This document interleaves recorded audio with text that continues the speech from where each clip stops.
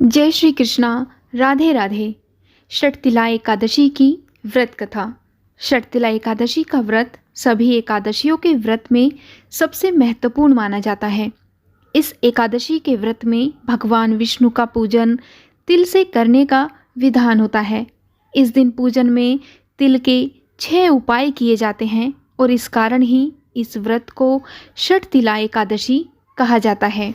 ये तिल के उपाय हैं: तिल से स्नान करना, तिल का उबटन लगाना, तिल का हवन करना, तिल का तर्पण करना, तिल का भोजन करना और तिलों का दान करना।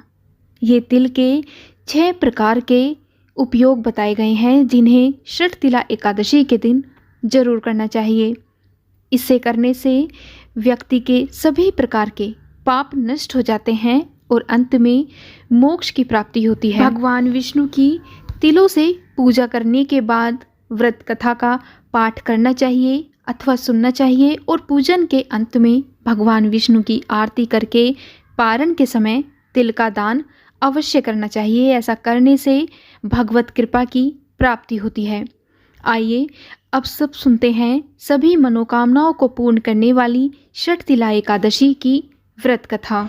एक समय दालभ्य ऋषि ने पुलस्त्य ऋषि से पूछा कि हे महाराज, पृथ्वी लोक में मनुष्य ब्रह्म हत्या आदि इतने महान पाप करते रहते हैं, पराये धन की चोरी तथा दूसरों की उन्नति देखकर ईर्ष्या करते हैं, साथ ही अनेक प्रकार के व्यसनों में फंसे रहते हैं, फिर भी उनको नरक प्राप्त नहीं होता। इसका क्या कारण है? वे न जाने कौन सा ऐसा दान पुण्य करते हैं जिससे उनके पाप नष्ट हो जाते हैं। यह सब कृपापूर्वक आप मुझसे कहिए। पुलस्त्य मुनि कहने लगे कि हे महाभाग, आपने मुझसे अत्यंत गंभीर प्रश्न पूछा है। इससे संसार के जीवों का अत्यंत भला होगा।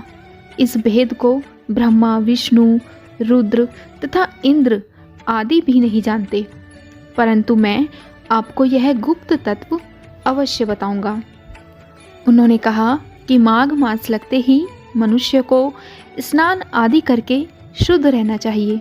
अपनी इंद्रियों को वश में करके काम, क्रोध, लोभ, मोह, अहंकार, ईर्ष्या तथा द्वेष आदि का त्याग करके भगवान का स्मरण करना चाहिए। पुष्य नक्षत्र में गोबर, कपास, तिल मिलाकर उनके कंडे बनाना चाहिए और उन कंडों से 108 बार हवन करना चाहिए।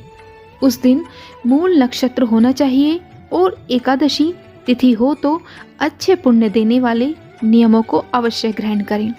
स्नान आदि नित्य क्रिया से निवृत्त होकर सब देवताओं के देव श्री भगवान का पूजन करें और एकादशी व्रत धारण करें और रात्रि के समय जागरण करना चाहिए। उसके दूसरे दिन धूप, दीप, नैवेद्य आदि से भगवान का पूजन करके उन्हें खिचड़ी का भोग लगाएं। तत्पश्चात पेठा, नारियल, सीताफल या सुपारी का अर्घ्य देकर उनकी स्तुति करनी चाहिए। हे भगवान, आप दीनों को शरण देने वाले हैं। इस संसार सागर में फंसे हुए श्रद्धालुओं का उद्धार करने वाले हैं। हे पुंडरीकाक्ष, हे विष्णु भावन, हे सुब्रमण्यम, हे पूर्वज, हे जगतपते, आप लक्ष्मी जी सहित इस तुच्छ अर्घ्य को ग्रहण करिए। इस तरह की प्रार्थना करें। इसके पश्चात जल से भरा कुंड ब्राह्मण को दान करें तथा ब्राह्मण को श्यामा गो और तिल का पात्र देना भी उत्तम होता है। तिल से स्नान और भोजन दोनों ही श्रेष्ठ हैं। इस प्रकार जो मनुष्य जितने तिलों का दान करता है उतने ही 1000 वर्ष स्वर्ग में वास करता है। 1. तिल का स्नान। नंबर 2. तिल का उबटन। नंबर 3. तिल का हवन। नंबर 4. तिल का तर्पण। नंबर 5. तिल का भोजन और 6. तिलों का दान। ये तिल के 6 प्रकार हैं और इनके प्रयोग के कारण ही यह एकादशी षटतिला एकादशी कहलाती है। इस व्रत के करने से अनेक प्रकार के पाप नष्ट हो जाते हैं। इतना कहकर पुलस्त्य ऋषि कहने लगे कि अब मैं तुमसे इस एकादशी की कथा कहता हूँ। एक समय नारद जी ने भगवान श्री विष्णु से यही प्रश्न किया था और भगवान ने जो षटतिला एकादशी का महात्म्य नारद जी से कहा, सो मैं तुमसे कहता हूँ। भगवान ने नारद जी से कहा कि हे नारद, मैं तुमसे सत्य घटना कहता हूँ, ध्यान पूर्वक सुनो। प्राचीन काल में मृत्यु लोक में एक ब्राह्मणी रहती थी। वह सदैव व्रत किया करती थी। एक समय वह 1 मास तक व्रत करती रही। इससे उसका शरीर अत्यंत दुर्बल हो गया। यद्यपि वह अत्यंत बुद्धिमान थी, तथापि उसने कभी देवताओं या ब्राह्मणों के निमित्त अन्न या धन का दान नहीं किया था। इससे मैंने सोचा कि ब्राह्मणी ने व्रत आदि से अपना शरीर शुद्ध कर लिया है, अब इसे विष्णु लोक तो मिल ही जाएगा। परंतु इसने कभी अन्न का दान नहीं किया, इससे इसकी तृप्ति होना कठिन है। तब भगवान ने आगे कहा कि ऐसा सोचकर मैं भिखारी के वेश में मृत्युलोक में उस ब्राह्मणी के पास गया और उस ब्राह्मणी से भिक्षा मांगने लगा। तब वह ब्राह्मणी बोली कि महाराज, आप किस लिए आए हो? तब मैंने कहा कि मुझे भिक्षा चाहिए।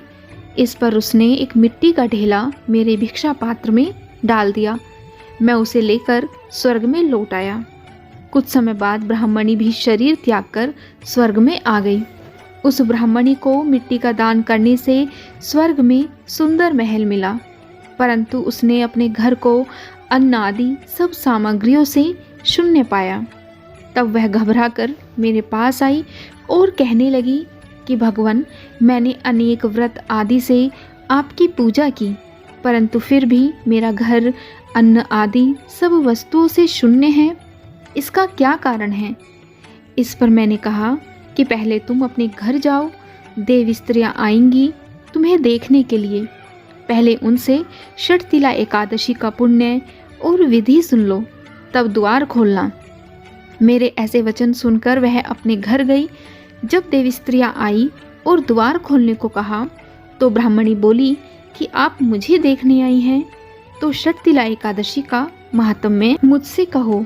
उनमें से एक देवी स्त्री कहने लगी कि मैं तुमसे षटतिला एकादशी का महात्म्य सुनाती हूँ। जब ब्राह्मणी ने षटतिला एकादशी का महात्म्य सुना, तब उसने द्वार खोल दिए। उन देवांगनाओं ने उसको देखा कि वह ना तो गंधर्वी है और ना ही आसुरी है, वरन वह पहले जैसी मानुषी है। तब उस ब्राह्मणी ने उनके कथा अनुसार षटतिला एकादशी का व्रत किया और इसके प्रभाव से वह सुंदर और रूपवती हो गई तथा उसका घर अन्न आदि समस्त सामग्रियों से युक्त हो गया। अतः मनुष्यों को मूर्खता त्याग कर षटतिला एकादशी का व्रत और लोभ न करके तिल आदि का दान करना चाहिए। इससे दुर्भाग्य, दरिद्रता तथा अनेक प्रकार के कष्ट दूर होकर मोक्ष की प्राप्ति होती है। इस प्रकार श्री विष्णु जी ने नारद जी को षटतिला एकादशी की कथा और महात्म्य सुनाया, जिसके करने से मनुष्य को अंत में मोक्ष की प्राप्ति होती है। तो आज की वीडियो में इतना ही। उम्मीद है आपको आज की वीडियो ज़रूर पसंद आई होगी। अगर आपको आज की वीडियो पसंद आई तो वीडियो को लाइक, और अगर चैनल पर पहली बार आए हैं तो चैनल को सब्सक्राइब भी ज़रूर करिएगा। और कमेंट बॉक्स में विष्णु भगवान की जय अवश्य लिखिएगा। जय श्री कृष्णा। राधे राधे।